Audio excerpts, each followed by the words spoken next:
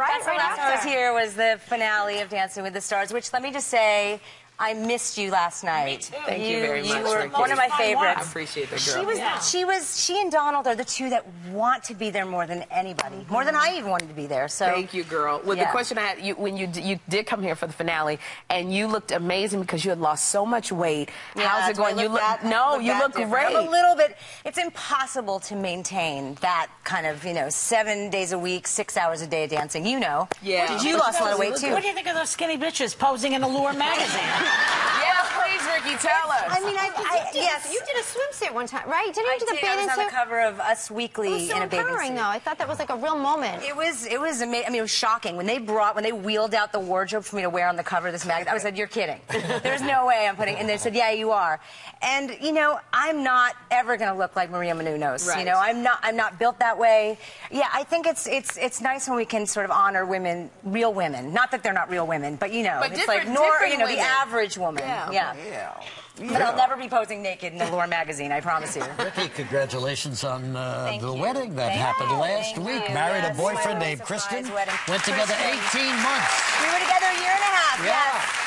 And, we've been living together for over a year. He is my soulmate. He's, I feel like at 42 years old, we were talking backstage, you know who you are when you turn 40, and I think, I was ready for that right person to come into my life. I don't think I would have been open to it at 30. So it's certainly a good time in my life. We were talking about it on Yes, the show. I heard you guys. I TiVo you guys. So I see what you're saying. Is it eloping when you're in your 40s? Yes, I think it is. It's not escaping parents. Yeah, it was just, Dancing with the Stars was such an experience where I felt like I was a princess twice a week. I got to get all the attention and the accolades, and I didn't need that on my wedding day. I really wanted it to be about us, and it was really, really special. Milo and Owen are, what, 15 and 10 now? 15 and almost 11, Almost 11. Now, how did they feel about the wedding? Did they go? Were they there? They didn't go to the wedding. It was Easter break. It was spring break, and it was actually Easter Sunday, and they were with their father, and we invited them.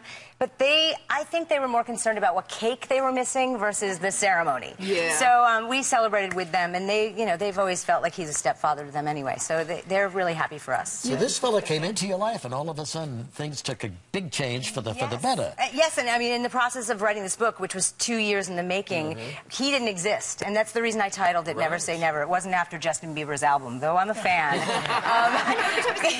I know you can't help but sing the song, but no, really 3 things. I said I would never do another talk show. I think I said it right here on your show. Right here on the show. Would never do Dancing with the Stars. I turned it down every season, and I said I would never get married again, and all 3 things are happening. Did it all. It's like, all 3 things are happening. Yeah, eating crow. This is the one thing I got to say about the talk show before we get to Never Say Never. I was a big fan, and because I was in front of my TV going, "Go Ricki, go Ricki," Go Ricki. And you did this talk show at 24 years old. It lasted 11 years. We loved it, and now you have another talk show. Congratulations! Thank you. What's different? Will it be the same kind of format? No, I mean I think I've changed. Through life experience. I'm now 43. I'm not 24 years old anymore. I think it's the sort of elevated, evolved version of the Ricki Lake show. So the prototype is more like the old Oprah show. If you remember Oprah before she became a billionaire, she was in the audience. She was one of us. Right. I mean, that's the feeling. Like Donahue used to do. Exactly. Yeah. I mean, I grew up watching Donahue, and I think that's missing on TV. I mean, I love you guys, and but I miss that platform, and I feel like I have a lot more to say, and I think I'll be better this time around. There's a chapter in your book called "I'll Never Date Anybody Famous." I agree with that. That's why Regis and I never met.